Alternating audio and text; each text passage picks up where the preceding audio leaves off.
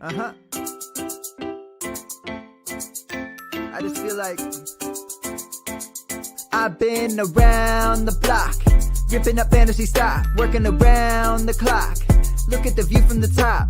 Researching rookies a lot? No, I just be listening to pods. Yeah, one in particular, I'm just a messenger. Let me just pass on the rock. Browning, brunning, pruning, pronouncing ain't what he's doing. What he's doing is not losing, but infusing you with new things. And there's Dennis the Bennett, yeah. The man is a menace, yeah. Building a dynasty, some of the finest things. Promise you, you won't regret it. Sly as a fox, cultured in pop. Give him his props. Here is a thought, here is a box. And you cannot compare them at all, so don't even try. Careful with the news, but when you use a take, I take up Tony Fire. I mean Dyer, because anyone else is a huge mistake. Whoa. Fantasy round table, fantasy round table. Yeah. Fantasy round table, come take a look at the crown, baby. Hey, fantasy round table, fantasy round table. Woo. Fantasy round table, come take a look at the crown, baby. Go.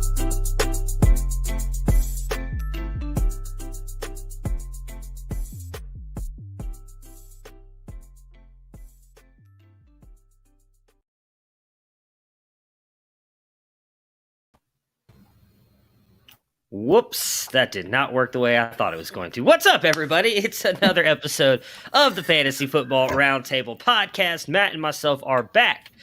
We will be recapping the Monday Night Football game since we have not had a chance to talk about that since we've last seen you guys. We will talk about our top 12 rankings at each position, and then, of course, we will jump in and preview the what looks to be an awesome game tomorrow night between the Cincinnati Bengals and the Jacksonville Jaguars. Matt, how you doing on this beautiful Tuesday? Well, I'm just assuming since you're a big fan of What If, that opening right there was what if the hosts forgot they were doing a show. I was actually grabbing. So I'll just be 100% transparent. Got a lot of sickness going on at my house right now. So I actually went to go get some tea with some emergency in it to try and boost the immune system so old Matty B here doesn't get sick for all these big Saturday shows. And I didn't think it was going to take as long as it did. I realized the intro music was rolling down. I was like, oh no. And yeah, didn't make it back in time. But that's all right. You know, we're all human, right? It's such a catchy beat, sometimes just clapping along. No, I was stirring to the thing, and I was like, "Wait a minute, that's the end of the entry." Yeah, it's not pretty. Yeah, there's been a lot of sickness around here too. You guys know I got exposed to somebody who turned out to be COVID positive, which I found out on Monday, so I had to go do testing. And you got to love, you have to talk to your doctor, and they're like, "Are you tired?" Because apparently, being tired is a symptom of COVID. And I'm like, what adult, especially one that does a lot of football stuff during football season, isn't tired? These primetime games, including the one we saw on Monday, they're going until 10 p.m. and I'm not as young as I once was. Yeah, I mean, it's not fun for people like us. I'm pretty sure you get up really early in the morning. I mean, I'm having to get up at 3 o'clock in the morning. So, yeah, I'll be honest. There's a lot of games. If it's not a really good game before it gets close, to the fourth quarter, or a team that I'm really intrigued in watching, there's a lot of times I don't even finish watching the fourth quarter of those games. I'm just like, yeah, I'm up now.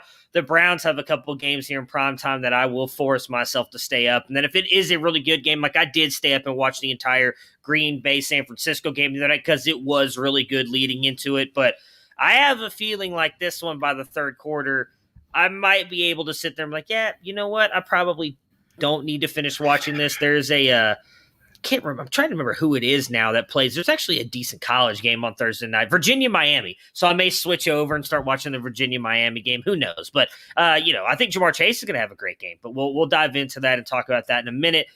Before we jump into the Monday Night Football game, we want to say we are proud to be a part of the Pigskin Podcast Network. You can find them at PigskinPodNet on Twitter. You can search the hashtag TPPN. We tag our shows with that. Everybody else does. You've got fantasy football, regular football, hockey, baseball, soccer. We've got it all there. I think wrestling there too. I always forget to leave out the wrestling. We've got wrestling talk on there. It is a great podcast network to be a part of. So check them out if you want to get all of your information. We're also proud to be a part of the campus2canton.com website. So, Matt, let's talk a little bit about that Monday Night Football game between the Dallas Cowboys and the why was I going to say San Francisco 49ers? I just got the 49ers stuck in my brain now. The Philadelphia Eagles were the team that they played and beat 41-14. Jalen Hurts put up a good fantasy game, but struggled mightily at times. What do you think of him moving forward, and what do you think this means for the Eagles and their passing weapons? Yeah, I mean, we've wondered whether he was going to be the answer at quarterback. I think Philadelphia is wondering that as well. You would have to say what you saw through about 3/4 of that game wouldn't have made you feel incredibly comfortable about him being the quarterback, the guy going forward. For fantasy, he's always going to seemingly be okay.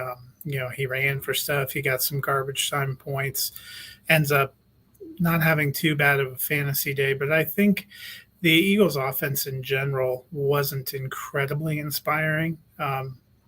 That gives me a moment of pause going forward. It's going to feel tough to feel great about Devonta Smith or Jalen Reagor or even Dallas Goddard, even though we like their talent, with the way this team is playing and with what we saw on Monday night as they're playing better teams, because it turns out the Falcons, not that great. Yeah, no, they are not. Yeah, I think for fantasy, I'm really not worried about him. I think, obviously, with the rushing and everything, he's going to continue to produce. I've got him very high in my rankings this week because I expect it to be – while I expect Kansas City to probably dominate this game, I think just garbage time alone, Jalen Hurts is going to be able to put up a lot of points here against Kansas City. But I'm with you. I do think it hurts some of these receivers, and I think some of it's game plan, too. We've seen a lot of talk about that with Justin Fields in that game against the Browns the other night, some of that being put on Justin Fields, some of that being put on Matt Nagy. I think you could say the same thing about Nick Sirianni. We came out after that first game, we're like, wow, they did a great job implementing some college concepts. Jalen Hurts looked really good. And then I feel like they've gotten completely away from that the past 2 weeks, and I do think that that's hurts a little bit. It's definitely hurt Devonta Smith. They seem to be trying to just use him on like these deep routes. I'll be honest, I haven't gone back and watched all of their games, so I don't know this for a fact. But I heard them saying today on SiriusXM that he seems to be struggling when it gets a little bit physical right now against some of these corners. He's not running the most advantageous routes when it comes to what Hurts can do, because Hurts, while he can throw deep, is going to be better if you can get the ball out of his hand quicker, especially with how bad that offensive line is. And they're just not doing that. Reagor definitely is a deep weapon. So, that's probably why Goddard has been as good as he has been the past couple weeks for the Eagles. It's going to be interesting to see if they can improve on that at all. Obviously, they can't fire their offensive coordinator because it's the head coach. So we'll have to see if that improves at all. But at least for us on the fantasy side of things, it does look like he's at least going to be able to produce fantasy points-wise, almost like I hate to put it this way. That's who I was going to say. Yeah, it's almost reminiscent of the Blake Bortles, just tons of garbage time points, and that's all that matters for us. But and the big thing they were talking about on Monday night, I don't know if you caught any of this, was that the Eagles, to get Hurts going, they really needed to focus on all these short passing. Yeah. And you saw the Cowboys were just teeing up and jumping the short routes until they can hit some of those deep ones, or if they can't hit some of those deep ones, you're not going to loosen anything up. And I think he's going to continue. The Cowboys are probably the best defense they've faced, and I wouldn't say they're a top 10 unit. Fortunately, it looks like the Giants have some issues, and Washington hasn't been great, so their division may help them. But they're going to face, Philadelphia has to play the Broncos. Yeah. We've seen the Broncos really tee off in these first 3 weeks with the secondary they have. If you're not really worried about somebody going over the top, they have these safeties too that are sitting underneath. That's what Simmons did to Zach Wilson on Sunday. That's what Kareem Jackson did to Trevor Lawrence. That's where these young quarterbacks, if they can't get any of the mid and deep, which it seems like that's what he's struggling with, people are going to start adjusting and sitting on that low route. Yeah. I mean, I probably agree with you that Dallas isn't top 10, but I think they're top 12, 13. They've got a really good defense, much better than I thought they were going to be. And I also think that what hurt the Eagles this Monday night was the fact that they only ran the ball 3 times with Miles Sanders. I don't understand that one bit. It was just, I think it was just a weird game. I don't think they expected to he get did come beat from down the like Frank that, Reich so. tree, so he saw what Frank Reich did with Jonathan Taylor and thought, hold my beer. Yeah, so I think things will improve, but for fantasy, I'm not worried about it. I do think if they don't continue to improve some in the passing game, I wouldn't be surprised. And not that any of us were endorsing having him as a dynasty guy anyways, but I do think that could hurt Hurts' long-term potential with the Philadelphia Eagles if they don't continue to improve that route. Obviously, if Hurts isn't playing good, it's going to affect you everywhere. The only guy I truly feel comfortable right now with is Dallas Goddard. And that is weird saying after the great game we saw out of Devonta Smith in week 1, but he has really struggled to get off the line here these past 2 weeks. For the Cowboys, the demise of Zeke Elliott, I think, was maybe a little bit premature. Comes out, has a massive game. Now this league, I get extra points for bonus stuff like going over 100 yards, but he got me 25 points. It was massive for me in a big home league because I was down. Matt, get this. 42 points down going into Monday Night Football. The guy I was going against, CeeDee Lamb. I had Zeke Elliott and Jalen Hurts, and I beat him by 6. I was not expecting that one bit. So Zeke, he had a great game, and so did Tony Pollard. And we've seen that they really want to use both of these guys. None of us really bailed off Zeke, but at least I'll speak for myself. I was hesitant to say Tony Pollard was a flex starter every single week. I have changed that. I think he's a flex starter every single week. What do you think about the Cowboys' backfield? Yeah, I would agree. I like the usage, especially with Gallup being out. That's been great. I actually have both of them inside my top 20 this week because Dallas playing Carolina. I know they've had a decent defense, but I think Carolina's back end has been dealt some blows. I also don't think Carolina has faced any teams that are as dynamic as Dallas, and they're going to be doing everything they can to stop that passing game, which is going to open up the middle. You totally called Monday night. You suggested tight end and Dalton Schultz. He looks like the man. Blake Jarwin actually looks like he's fading out. We thought maybe both of them were going to get a role and eat into each other, and it looks like Schultz has established himself. Pollard has established himself, kind of that short passing and mixing in. And I think Ezekiel Elliott, the only thing that they've been doing is trying to keep him fresh. Yeah, the only bad news is I'm pretty sure that I was on the Blake Jarwin train, not the Dalton Schultz train. So I got the position right that was going to have a good game, but not quite the player. But there have been a lot of people who are on Dalton Schultz. So hopefully if you listen, you're just like Matt's an idiot. Dalton Schultz is the guy. You started him because he obviously had a good game here.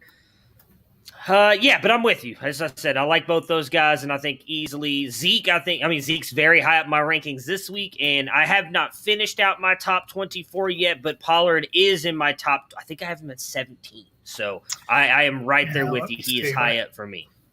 I have him at I have Pollard at 19 and Elliott at 6 this week. Ooh, so we are very close. I think I have Elliott at 4 and Pollard at 17. I'm sorry, I gave away our big reveal. Nah, that's all right. We'll get there. We'll get there later. So, all right. Well, you're about to hear our rankings, including Dennis's this week. You'll be very happy to know he put them on. He put them last week, and that's a my bad. But this week, I actually remember they're there.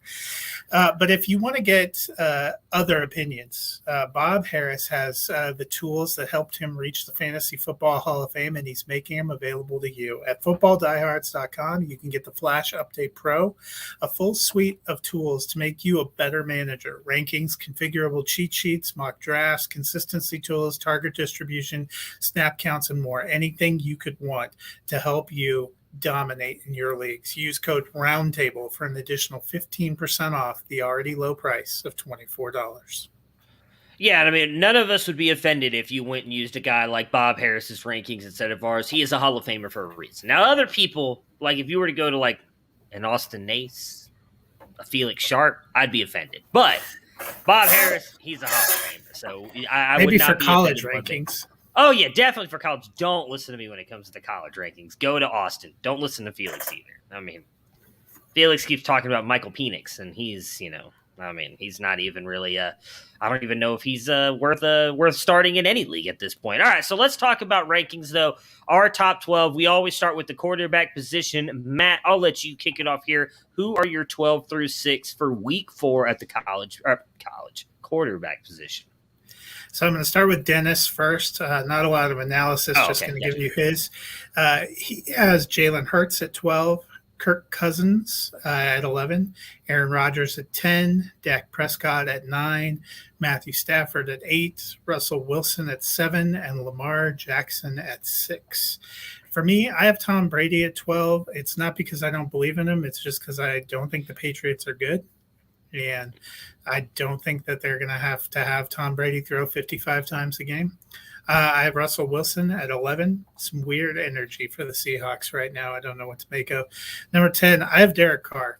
The dude has been lighting it up. I think he's averaging 400 yards a game or just about.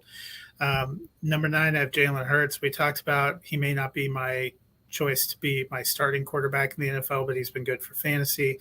Number 8, I have Aaron Rodgers. 7, Dak Prescott. I think Carolina's secondary has some questions. If you're trading for a Jacksonville defensive back, you have some questions yourself. And then number 6, I have Matthew Stafford, the Rams. I think that Rams-Cardinals game is going to be a smoke show. All right, so for me at 12, I have Derek Carr. I thought about moving him a little bit higher, but I'm with you. At this point, there's no way I can leave him out of the top 12 with as good as he's been, even though I think the Chargers defense is very good. It was between him and Baker Mayfield for me at that 12 spot, and Derek Carr's been more consistent in putting up more points, so I had to throw him in there at 12. At 11, I've got Aaron Rodgers. Going up against Pittsburgh is not quite the matchup that it used to be. Even a guy like Aaron Rodgers could beat those defenses in the past, but Pittsburgh's defense just does not scare me anymore. They have been on a tear since week 2. I think that continues because I don't think Pittsburgh can keep up. I think Rodgers is going to be able to throw on this defense for a little bit, and then once they get to it, they'll be able to run the ball to finish out the game. At 10, I have Russell Wilson. I expect the San Francisco 49ers and the Seahawks to have a really good game this week. Russell Wilson always seems to play well against this team. I don't know that it'll be a massive defensive game. We've seen Seattle kind of calling out everybody right now, trying to get back into this. So I think Russell Wilson is going to have a good game. At 9, I have Dak Prescott. I'm with you. Carolina's defense looked amazing through 2 weeks. Last week, I think, got exposed a little bit on Thursday Night Football. I think Dak's going to be able to do a lot against me. It's amazing to me that the dude hadn't played football in like 36 months. What was it? No, yeah, about 36 Dak? Months. Was it? Are you talking about Dak? Yeah. It was about like 11 months. What am I thinking of? 36 months would be 3 years. Golly, I'm off today, Mike. It might be 36 weeks. That's what I was thinking. I was like, sitting there, like 36 months doesn't sound right. I don't know, but it's a lot. It's 300 something days. We'll put it that way. 300 and something days. 360 something days. Maybe that's what I heard. So that's probably right. And the months thing is definitely wrong. Hey, you know what? Even if it was 300 months, 30 months. Golly, I just need to give up. If it was 300 months, he probably, would have lived a lifetime. Math is hard. Math ain't what we're doing either. Pronouncing ain't what we're doing. Math ain't what we're doing. Yeah, math has never been my strong suit if you guys haven't put that together at the moment. All right, let's just go with, I'm pretty sure it was 300-something days. 360-something days is what I heard on the radio this morning. Had not thrown a pass because we did not see him play at all in the preseason. Was not practicing much either because of that shoulder injury, and then comes out and has just been decimating these defenses. He has looked really good against Tampa Bay, who I know has had injuries in the secondary, but the Chargers, a good defense. And you know then what I think it was? I think it was 336 days, and that's where you got the. That's probably right. That is probably right. I've slept since then. I took a very nice nap today, and it's just completely messed my whole mind up. So, but I expect him to go out there. Carolina, I do have a good front seven. I like their defensive line. Their secondary still has questions for me. I think Dak's going to be able to go out and have a good game. At 8, Justin Herbert. I like this matchup here in Las Vegas. I think Herbert is the better quarterback, and Las Vegas' defense has played pretty good, but Keenan Allen, Mike Williams, and Austin Eckler have just been phenomenal with Herbert so far this season. So I think Herbert's in for another big day. And then at 7, I have Tom Brady. While I'm with you, New England, not a good team, and I don't think they're going to ask Tom Brady to pass it 58 times. I think Tom Brady wants to go out there and pass it 58 times. I have no doubt, based on some of the stuff that his trainer, Alex Guerrero, has come out over the past couple weeks and said about stuff that went down between him and Bill toward the end there, that Brady wants to go out there and pour it on. Now, he is only, I believe, 68 yards away from passing Drew Brees, which I imagine is going to happen on like the first or second drive, because I imagine they're not going to run the ball. Like, that's the thing. When they get up on New England, I don't think they're going to turn around and hand the ball to Leonard Fournette and Rojo. I think it's going to be the Tom Brady show, and I expect Gronk to have a really good game here as well. I think they want to go up and kind of show up Bill a little bit. And then at 6, I have Matt Stafford. I expect, as you mentioned, that Rams-Arizona game is going to be, of course, we're going to say that it's going to be fireworks and it's going to end up like that Cowboys-Chargers game and be 17-20. But I expect a lot of points to get scored in that, and therefore I have Matt Stafford very high. Yep. So for Dennis, his top 5, he has Justin Herbert at 5, Tom Brady at 4. So he's more bullish than either of us that Brady's going to destroy his old team. Kyler Murray at 3, Patrick Mahomes at 2, and Josh Allen at 1. My top 5, I have Lamar Jackson at 5. I know Denver's defense is good, but Jackson is probably the best running back for his team. In addition to being the quarterback, I think he'll be fine. I have Justin Herbert at 4. I think that Chargers-Raiders game is going to be incredibly high scoring as well. The Raiders have been in several shootouts. We saw that when they played the Ravens. I think the Chargers are better than the Ravens. Number 3, Kyler Murray. Then I have Josh Allen at 2. Pretty good matchup this week for the Bills. We saw him bounce back to form. And number 1 for me is Patrick Mahomes, because an angry Patrick Mahomes against the Philadelphia Eagles squad spells trouble for me. Yeah, I broke the rule this week too. Kyler Murray is not my QB1 either. I feel like we were talking about we wouldn't move him off. He got moved off this week. So at 5 for me is Jalen Hurts. Again, I mentioned earlier, while Hurts is not looking great NFL-wise, he's been great for fantasy, and I expect him to be able to put up a lot of garbage time points here against KC. At 4, I have Josh Allen.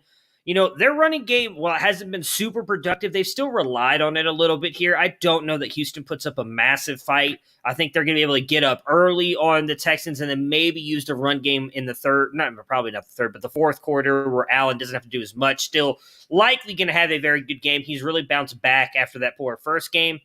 At 3, I have Lamar. I'm with you. I wouldn't be surprised if Denver ends up winning this game, but what with Lamar can do with his legs, and I don't know that he does much, but they're activating Rashad Bateman off IR this week. I don't know if he plays in the game, but I do think that means good things for Lamar moving forward. I expect Lamar, just because of what he can do with his legs, that running game did not look impressive last week. He'll be able to put up some points. At 2, I have Kyler Murray because, as we've just talked about twice now, that game against the Rams is going to be a shootout, and then I'm with you. Mahomes 1-2 right now. Everybody all of a sudden saying the Kansas City Chiefs are not that good, going up against a bad Philadelphia Eagles team. Mahomes is going to light the world on fire this week. And if he doesn't, it's going to be a very weird show on Monday. But I have a feeling they're going to correct a lot of things here with Kansas City, and Mahomes is going to go out and have a really, really big week. Let's hear who Dennis has between from 12 to 6 at the running back position. So Dennis went with Nick Chubb at 12, Saquon Barkley at 11, Jonathan Taylor at 10. He might be the last true believer. Number 9, Chris Carson, DeAndre Swift at 8, Ezekiel Elliott at 7, and Najee Harris at 6. I went a little bit different. So I have Kareem Hunt at 12.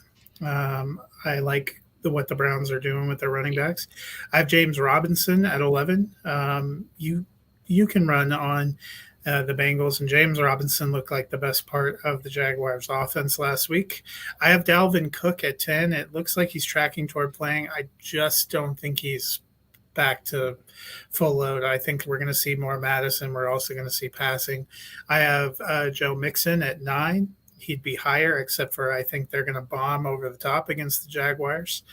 I have Najee Harris at 8. I think he's still going to get passing game work. Number 7, I have DeAndre Swift, and then I have Ezekiel Elliott at 6. All right, so for me, I've got at 12. Oh, what'd I do? There we go. Saquon Barkley. I like. He looked like he really bounced back last week against New Orleans. Against Atlanta. They get New Orleans this week. Their defense has not been as fearsome as I thought they might be. I think he's finally starting to round back in form a little bit. I think he's just going to continue to get better, be the Barkley of old. I've got him at 12. At 11, I have Najee Harris at Green Bay. Again, I think Green Bay is going to get up on him pretty quickly. I don't think any of us think Najee is going to be doing much for you on the ground anymore, but 19 targets last week.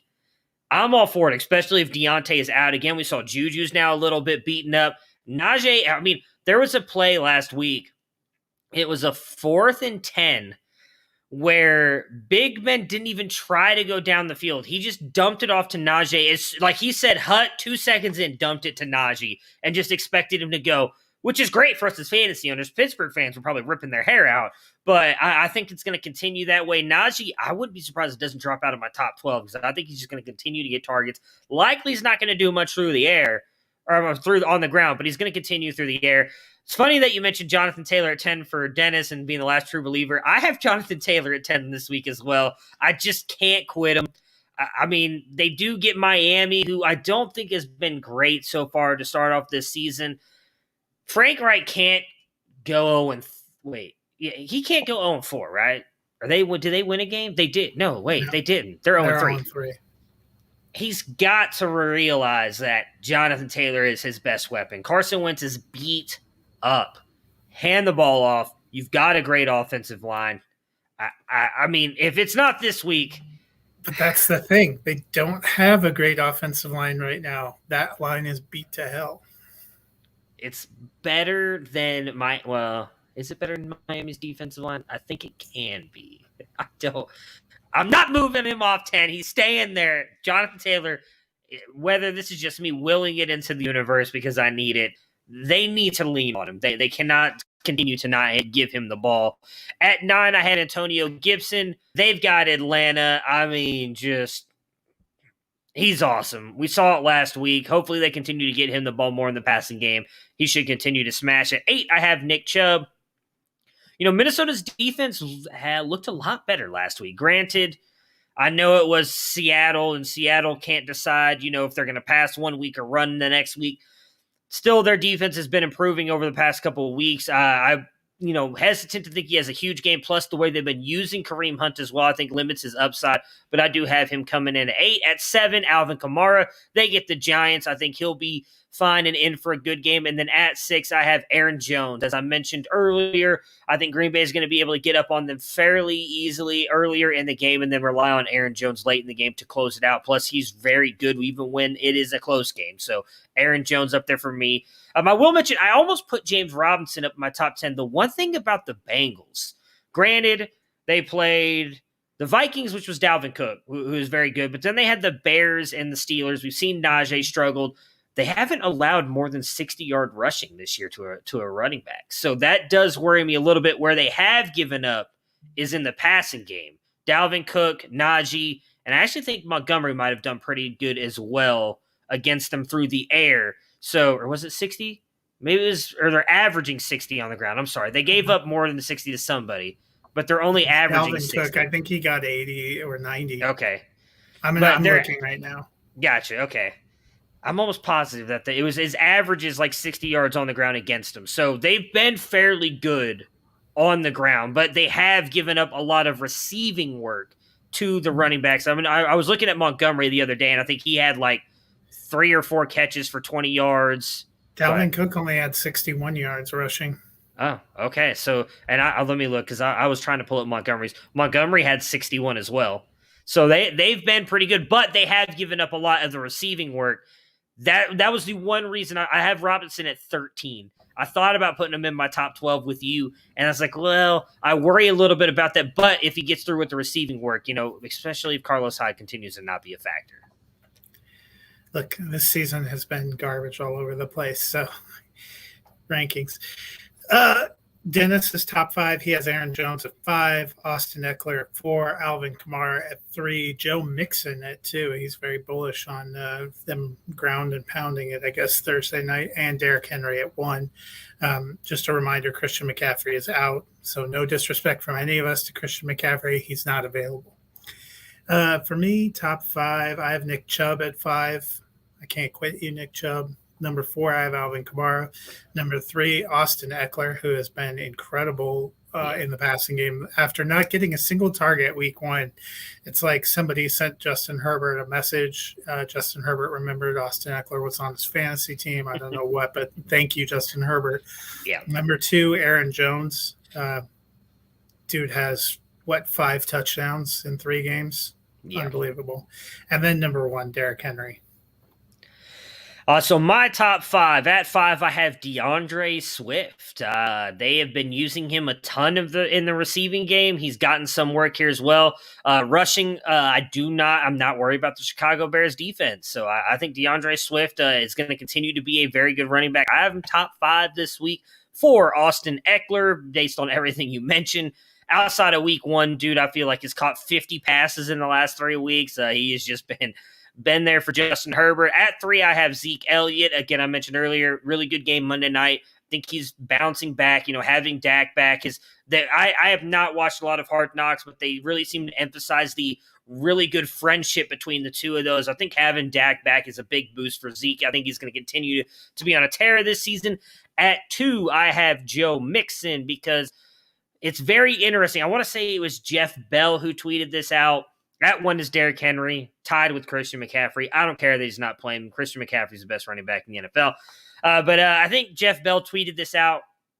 Coming into the season, we hoped that Joe Mixon would be getting the receiving volume that Derrick Henry is getting. And then we hoped that, what was it? I don't remember now, and I'm just going to mess it up. I'm going to butcher it. But pretty much the narrative of the story was Derrick Henry is getting all these pass catches, and Joe Mixon is actually getting the rushing work that we thought maybe Derrick Henry was going to get. Either way, they're both going to be very good this week. They're my top 2 running backs as well. Let's talk about wide receivers. Who does Dennis have for his 12 through 6? So at 12, he has Tyler Lockett for Seattle. At 11, he has Justin Jefferson. 10, DJ Moore. 9, Terry McLaurin. 8, DK Metcalf. 7, Keenan Allen. And at 6, he has CeeDee Lamb. I went ahead. I was looking at the scoring through 3 weeks because, 1 is an accident, 2 is an interesting, 3 is a trend. And I'm looking at who is actually putting up the points now, and there's some injuries out there. DeAndre Hopkins a little banged up. Just seeing the way some of these teams are playing. So my top 12 is going to sound a little bit different this week. At 12, I have Adam Thielen. He continues to be, we've talked about touchdown regression for years. It ain't happening. Number 11, I have Tyler Lockett. 10, I have Chris Godwin. We saw him getting handoffs. We see that he's kind of a possession receiver right now. He seems to be one of Brady's favorite targets. At 9, I have CeeDee Lamb. Dak was going to him heavily. Cooper's still a little bit banged up. Number 8, I have Calvin Ridley. It's a good matchup. They don't have anyone else. I still believe in the talent. I'm not ready to quit him yet. Number 7, I have Justin Jefferson. The Vikings have been killing it with those 2 receivers. And number 6 for me, Jamar Chase. I saw what Cortland Sutton did to the Jaguars 2 weeks ago. You can't tell me Jamar Chase isn't going to do that, plus a couple touchdowns. Number 1 in your hearts, baby, and number 1 in the jersey. I love what Jamar Chase is doing. It's funny because, really quick, in my home league, I took him at 4. I wanted Kyle Pitts. Someone took Pitts. I was like, well, I'm just going to take Jamar Chase. And some people jumped on me. It's like, oh, yeah, well, I guess drops don't matter. They don't, because he hasn't dropped shit in the regular season. And this is where I want to give props to, I think it was Felix who was talking about it on the Devi debate preseason, about how Jamar Chase, the way that he played, he's a very contact player. Yeah. And you don't really get that in camp. They're not trying to nail the number 5 overall pick when they're playing team on team. And even in the preseason, we didn't get enough of that, and you're not really going out in your regular rhythm. It seems like he has been the game day player that we thought he might be. George Kittle misses practice with a calf injury. Gotta love it. Got to love it. He's my very Scott high. Fishbowl team does not love it. Very high in my tight end rankings. All right, wide receiver rankings at 12. I have Keenan Allen. I know that the Raiders have been very good this year, but as I mentioned earlier, I mean, this Chargers offense is just rolling right now, and Allen has been phenomenal. I've got Mike Williams in my top 15 as well. Those two have just been dynamic for Herbert this year. At 11, this might be a little bit bold. I'm going Deebo Samuel. He's been really good to kick off this season. I know we saw Ayuk really kind of start to get more involved in this offense in that Sunday night game against the Packers. But until Deebo gets hurt, I wouldn't be surprised if he sticks up here around this top 15 area. I like the matchup this week against Seattle. Again, they're just not quite the defense we're used to. At 10, I have DK Metcalf. I'm more bullish on him than Lockett this week. I could be wrong, as Lockett had really 2 good weeks and a down week last week. I think Metcalf has the better matchups this week, so I'm going him at 10. At 9, I have Stephon Diggs. He's got Houston. Again, I think Josh Allen and this offense can be able to get up early on the Texans. They'll be able to run it late, but Diggs will get his. At 8, I have DeAndre Hopkins. A little bit worried about that injury. And even though when he's gone up against Ramsey in the past, he's gotten the better of Ramsey, I think with an injury that may kind of equal the playing field a little bit, because I doubt Hopkins sits. Dude always plays, even when he's injured. But I think that could help it make it a little bit easier for Ramsey to cover him. Still a top 8 wide receiver for me, though. Number 7, C.D. Lamb. Again, I think Carolina's secondary, not quite that good. Mari Cooper hopefully will be back this week, which could take some targets away from Lamb. Still, He Lamb. played on Monday night. Yeah, but I mean, like, back fully healthy. He's still dealing with that rib injury. I'm gonna be honest, I didn't watch the entire game. I don't feel like he was as involved as he was at least back in week 1. So I think the sooner we get – the sooner we get – or the longer we go, the healthier he's going to be, the more involved he gets. And then at 6, I have Terry McLaurin. He's got the Atlanta Falcons. Taylor Heinicke just seems to be looking for him almost everything, much to the detriment of Logan Thomas, it feels like at times. But I'm all in on McLaurin. So Dennis has Jamar Chase at 5. He's also a true believer. Stephon Diggs at 4. Tyreek Hill at 3. Devante Adams at 2. And Little Cooper Kupp at number 1. You're going to – I'll be curious what you say. Number 5 for me, Mike Williams, Chargers. I don't hate it. I tried to get him in my top 12. He's been phenomenal. He really has. I looked at the scoring and, so I actually have him. I have Keenan Allen at 14. I don't have him that far off. But Mike Williams, they talked about him in Joe Lombardi's system playing the Michael Thomas role. He is actually on pace to have the target share that Thomas had in 2019, and he's been as productive. Number 4, I have DJ Moore.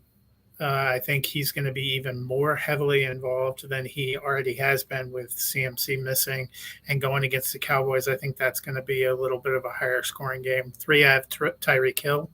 I think Hill and Kelsey, we're going to see a week 1-like performance as the Chiefs get back on track. Number 2, I have Cooper Kupp. He's been incredible. But number 1 still for me is Devante Adams. There was nothing that I've seen the last few weeks that makes me think Aaron Rodgers isn't looking for him the same way Stafford's looking for Kupp. Yeah, I'm with you. At 5 is Tyreek Hill for me. I'm with you. I think they're just going to throw all over Philly. He probably should be a little bit higher, but was shut down a little bit last week. I think that might be the guy they try and slow down. I think Kelsey's going to go absolutely nuts in this game. We saw how well the Cowboys were successful against them at the tight end position, as I mentioned last week. So I think it's more of a Kelsey game, but Hill's going to get his. At 4, I have Jamar Chase. I think he's going to go off tomorrow night. He's the first rookie ever to have 4 touchdowns in 4 games. I think that's going to continue. Would not be surprised if he scores another one tomorrow. And I wouldn't be surprised if he scores 2 tomorrow. The funny thing about that is we haven't even seen him have a real breakout game. Like, he's only had around 50 to 60 receiving yards. We haven't seen like that huge 100-plus receiving yard game with multiple touchdowns. I think that could be coming tomorrow night. Their best cornerback was C.J. Henderson, and they got rid of him for Dan Arnold, of all people. I don't know. Dan Arnold better have one hell of a game. He's gonna, watch. He's gonna score like 3 touchdowns tomorrow night. But I'm, which I hope not, because I picked up Cincinnati's defense as a streamer because I think they're gonna have a really good game. Yeah, so that means they're gonna suck, folks. Pivot quickly. At 3, I have, whenever we're all in on someone, it seems this year we're dead wrong. Calvin Ridley at 3. Washington has not quite been the defense we thought it was going to be. He's still been getting the targets. I think he'll have a good game this week. At 2, I'm with you. I have Cooper Kupp. Dude's been phenomenal, but I can't move Devante Adams off the top spot unless he's unhealthy because he's getting the volume, and I'm just being honest, he's the better wide receiver, and he's got the better quarterback. So I'm taking Devante Adams all day, every day at 1. I think we could just kind of run through our top 12 tight ends because I feel like really the only ones that matter are 1, which is Travis Kelce. So. Yep. So Dennis has Robert Tonyan at 12, Tyler Higby at 11, Rob Gronkowski at 10, probably down because of the rib injury a little bit. Number 9, Kyle Pitts. Number 8, Dallas Goddard. 7, Mark Andrews. Number 6, Logan Thomas. Number 5, George Kittle. We hope he plays. Number 4, Noah Fant. Number 3, TJ Hawkinson. 2, Darren Waller. And 1, Travis Kelce. I have Austin Hooper at 12. Got a big touchdown last week. Seems like he's been getting back into it a little bit. I have Kyle Pitts at 11. Fingers crossed. 10, I have Tyler Higby. Also had a big touchdown last week. Number 9, Dallas Goddard. Number 8, I have Logan Thomas. 7, Noah Fant. I think he could be in for a big game against the Ravens or a little weaker in the middle. 6, I have Mark Andrews. 5, George Kittle. 4, I have Darren Waller for the Raiders. 3, TJ Hawkinson for the Lions. 2, I have Gronkowski. I think he 100% gets a touchdown. I think it's not only Brady's homecoming, it's Rob Gronkowski's homecoming too. And number 1, Travis Kelce. Yeah, I wanted to move Gronk higher. I don't have him quite as high. Oh no, I thought I had mine pulled up. I didn't. That was smart on my end. Sorry, I got a text message from somebody and I got all excited about something. All right, so at 12, I have Tyler Higby. You know what? I mean, he had a good game last week, and much like Matt Bruning pronounced his demise, that was maybe a little bit premature. I think it's going to be a good game against Arizona. I think he's going to be up there again this week. At 11, I have Rob Gronkowski. I do expect him to have a good game, but and again, granted, 2 touchdowns could get you tied in 2. I don't know that he gets a lot of yards. I do think he scores at least once, if not twice. I just like a couple tight ends more than him. 10 is Noah Fant. I'm with you. I think he could have a good game against this Baltimore defense.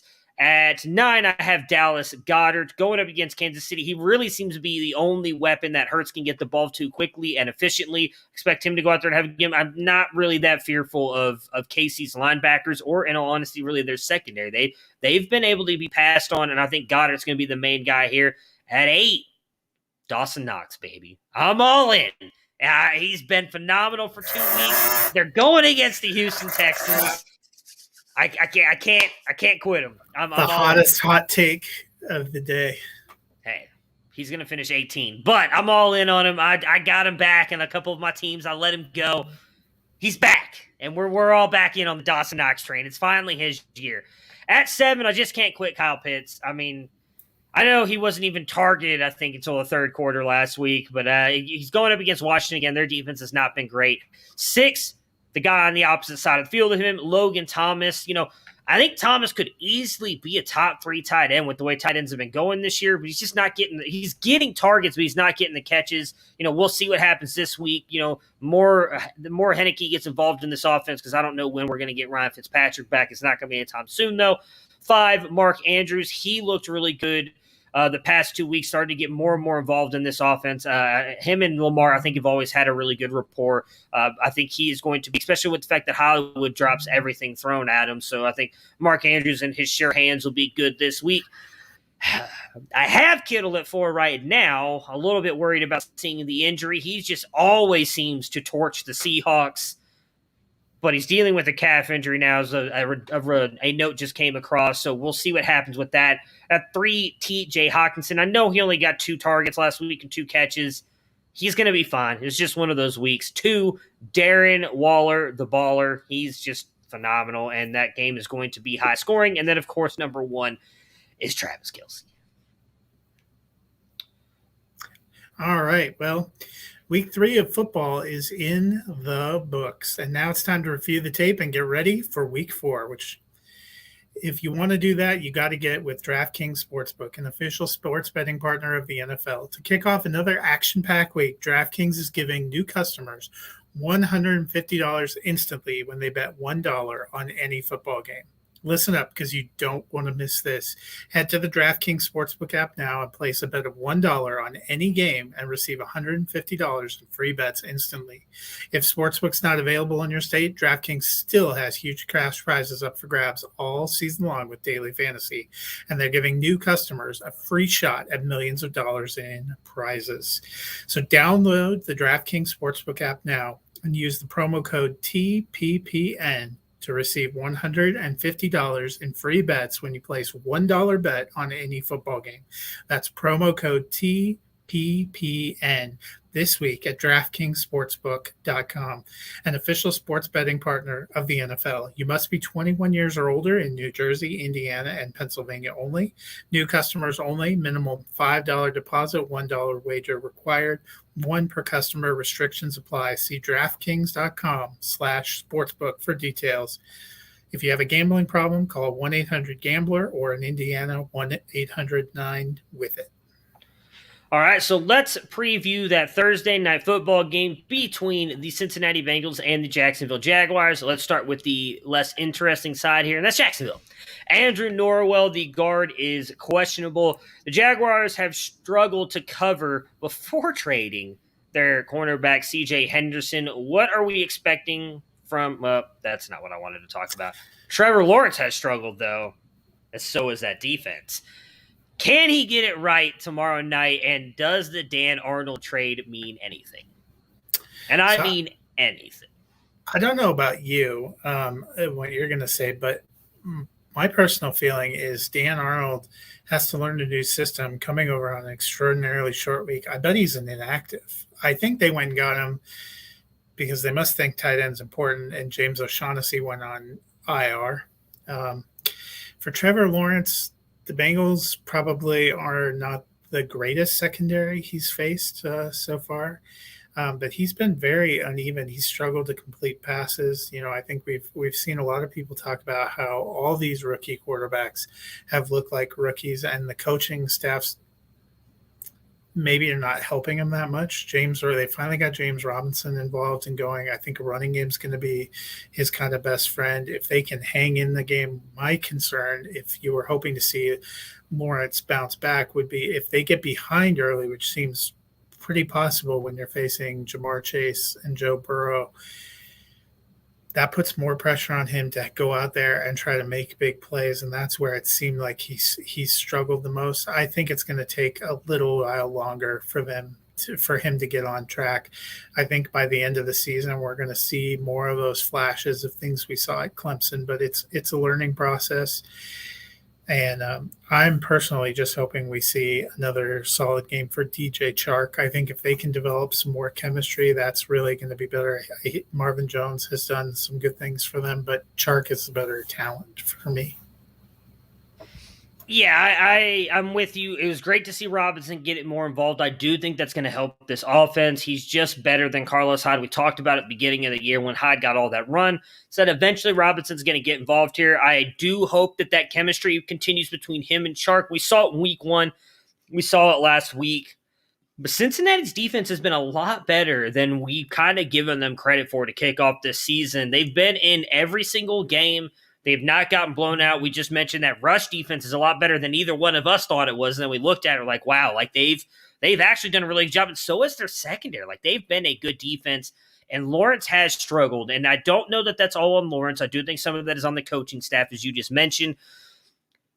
I'm not I don't think Lawrence is going to go out there and have a good game. I think he'll be fine. I'm not starting him in fantasy, even in Superflex if you can sit him, because I just don't think he's going to put up a lot of points. But to give like any Jags fans any hope, and I wish I could remember all three of the quarterbacks that were attributed to this, but I can't remember. He's thrown 2 interceptions every single game to start off his rookie season. The only other quarterbacks to do that to start off their year, I know, was Peyton Manning was one of them. I can't remember who the other one is, but it was 3 Hall of Famers. So not to indicate that Lawrence is going to be a Hall of Famer, but sometimes rookie quarterbacks struggle. Like if we just use this class in general, Mac Jones hasn't looked great at times. Zach Wilson looks lost at times out there. We saw Justin Fields have a horrible debut. Trey Lance has barely gotten on the field. It's not this rookie class has not been that great. We can't just assume that these guys are always going to come out and look like Justin Herbert and Joe Burrow when they first came out. So we got to give him a little bit of time. I think Lawrence is going to need some time because I also think it's fair to say he's got the worst team around him out of everybody. Like, I know that maybe the Jets right now, because of the injuries they've had at their offensive line, but they've at least got weapons around him. Like, I like Chark, but I don't really know what he is. I mean, Corey Davis is still a proven wide receiver. You've got Elijah Moore, who they're just not, I don't think, getting the ball enough to. They don't have any real running backs back there, but they're not a good team. We got to give him time. I don't expect him to be able to do much tomorrow night, though, against the Bengals. On the Bengals side here, that's who I really wanted to talk about with the cornerback. Obviously, the Jaguars trade away C.J. Henderson. What are you expecting from Jamar Chase and Tyler Boyd in this game, knowing now that T. Higgins is again going to miss this week? Yeah, and I think also something to be monitoring, Riley Reif, one of their tackles, is questionable. You can't do anything if you don't have enough time to throw. Fortunately, the Jaguars' pass rush doesn't strike fear in the heart of a lot of people. But, I think we covered it when we did our rankings. I think Chase is going to be great. But we saw Tyler Boyd really step up and be great last week, too. I think it's going to be a good game for Mixon. Those are really going to be their big weapons. Burrow's seeming more and more comfortable every week that we go through as he returns from that injury. He's got great rapport with Jamar Chase. They have 4 touchdowns already in 3 games. I would expect they have at least 5, but maybe 6 or 7 by the end of this game. The Bengals look really good to start the season. They could potentially come out of this 3-1 and be challenging, depending on how things shake out, challenging, either tied for first or in first place in the AFC North, which is a great place to be after 4 weeks. And I'm going to be honest, I don't see them going away. I don't think it was unfair what anybody thought about the Bengals, right? We were all worried about that defense and worried about Joe Burrow, and both have looked great to start off the season. There's no way we could have known, especially the Joe Burrow thing with what he did to his knee and the way he tore it up.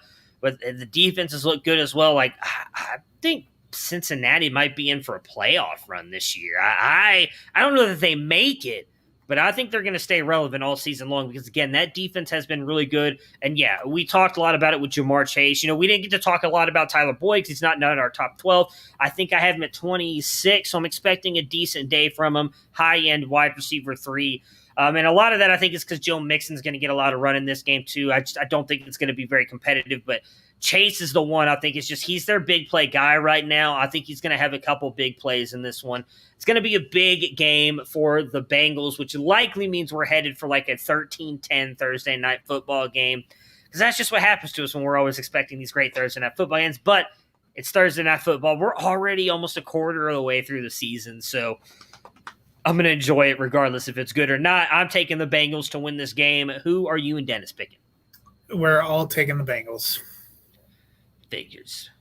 All right, so Trevor Lawrence first win confirmed. Yeah, pretty much.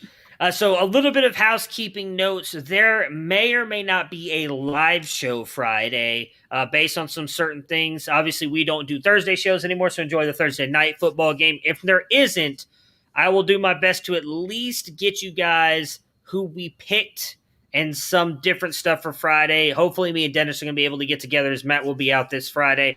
But if not, we will keep you guys updated through Twitter, and we will have something drop on Friday. We won't do I will make sure that I at least do something, but there's some timing issues right now possibly that may lead us not to be able to do a live show. But we will drop something on Friday for you guys. Enjoy the Thursday night football game. Jamar Chase going over 102. I'm calling it right now. Until Friday or Monday, we will see you guys again soon. Have a good weekend.